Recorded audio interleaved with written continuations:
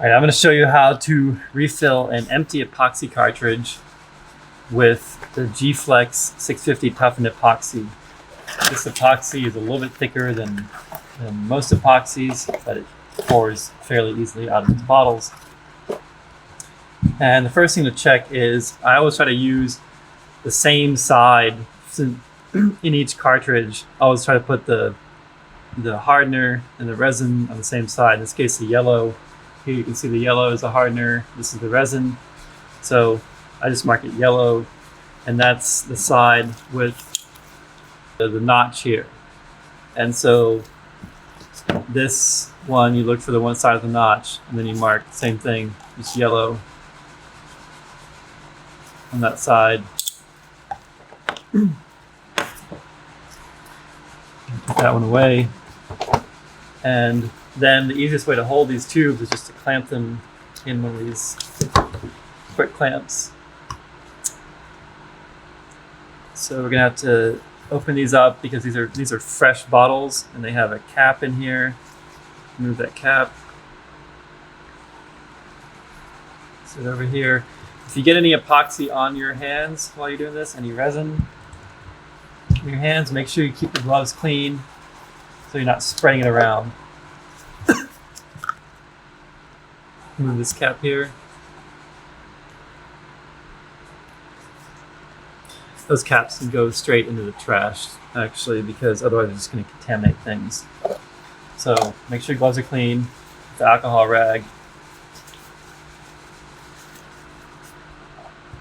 I'm going to fill this yellow in first. Oops, the tips need to be cut.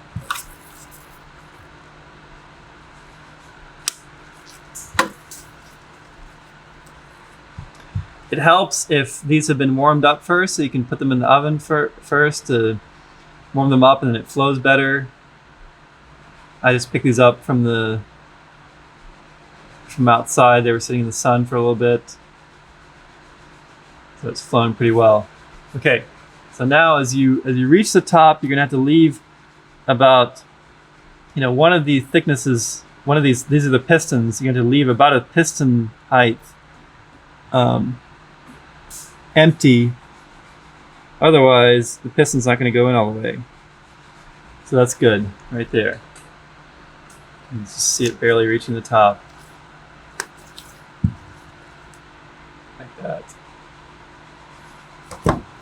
And then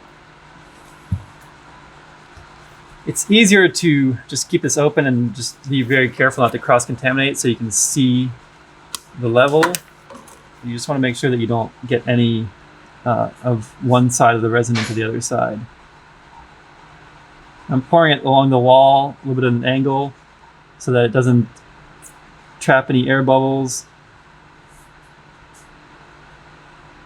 And the goal is to get it the same level as the other side. So both sides, the same exact amount.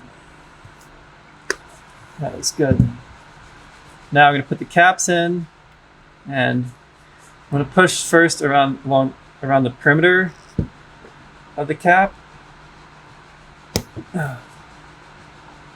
Push it down until and then once you're close to the epoxy, you're going to push the blue in. You don't want to keep pushing on the outside part, because then the epoxy will get in there, and then you can't push this air relief anymore. It's going to be stuck. So go ahead and push that down. And then, because I found that if I push that too early, it just it pushes down, and I can't push the piston anymore. Then there's air stuck in there, so I usually push down to about the level of the resin, so it purges all the air, and then push this in. But you have to be careful, like I said, not to get any epoxy in there. Otherwise, you won't be able to push that down, and epoxy comes squirting out. It's a huge mess. Kind of start over, pull out, start over. Okay, that's a filled epoxy cartridge, and then make sure to mark on it what type of epoxy. In this case, I just call it thin or normal. The G-Flex thin. So I also refill these cartridges once they're completely empty. You can actually use air to pop out pieces and refill the cartridge several times before having to throw it away.